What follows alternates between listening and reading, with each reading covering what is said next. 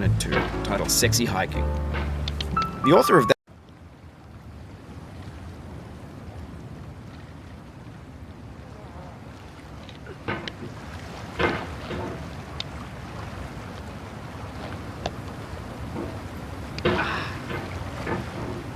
There's no feeling more intense than starting over.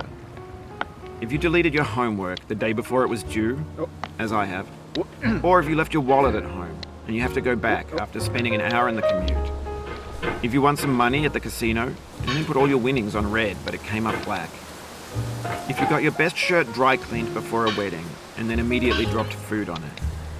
If you won an argument with a friend and then later discovered that they just returned to their original view. Starting over is harder than starting up.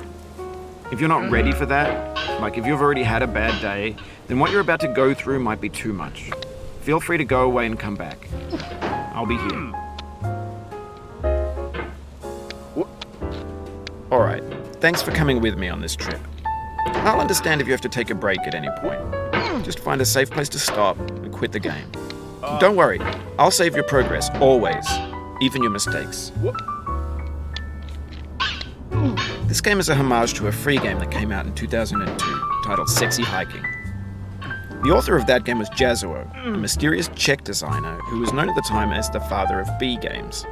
And B games are rough assemblages of found objects. Designers slap them together very quickly and freely, and they're often too rough and unfriendly to gain much of a following. They're built more for the joy of building them than as polished products. In a certain way, Sexy Hiking is the perfect embodiment of a B game. It's built almost entirely out of found and recycled parts, and it's one of the most unusual and unfriendly games of its time. In it, your task is simply to drag yourself up a mountain with a hammer. And that act of climbing, in the digital world or in real life, has certain essential properties that give the game its flavor. No amount of forward progress is guaranteed. Some cliffs are too sheer or too slippery. And the player is constantly, unremittingly in danger of falling and losing everything. Anyway, when you start Sexy Hiking, you're standing next to this dead tree that blocks the way to the entire rest of the game. It might take you an hour to get over that tree, and a lot of people never got past it. You prod and you poke at it, exploring the limits of your reach and your strength, trying to find a way up and over. And there's a sense of truth in that lack of compromise. Most obstacles in video game worlds are fake. You can be completely confident in your ability to get through them once you have the correct method or the correct equipment or just by spending enough time. In that sense, every pixelated obstacle in Sexy Hiking is real. The obstacles in Sexy Hiking are unyielding, and that makes the game uniquely frustrating. But I'm not sure Jazuo intended to make a frustrating game. The frustration is just essential to the act of climbing, and it's authentic to the process of building a game about climbing. A funny thing happened to me as I was building this mountain. I'd have an idea for a new obstacle, and I'd build it, test it, and it would usually turn out to be unreasonably hard. But I couldn't bring myself to make it easier.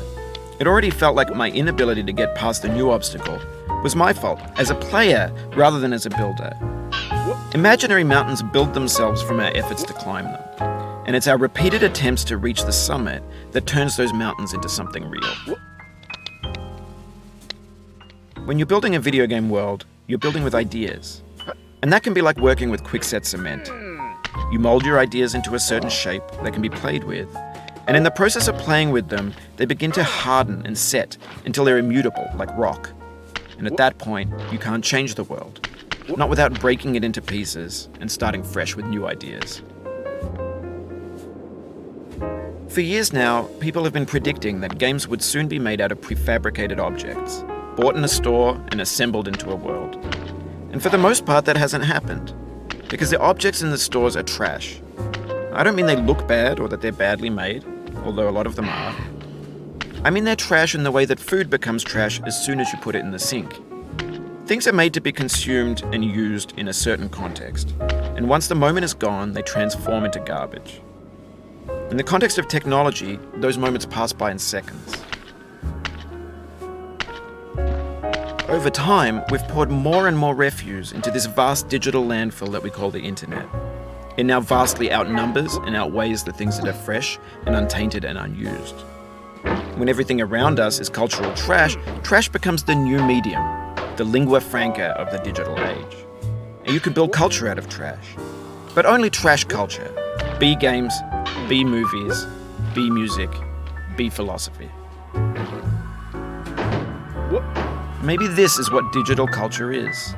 A monstrous mountain of trash, the ash heap of creativity's fountain. A landfill with everything we ever thought of in it. Grand, infinite, and unsorted.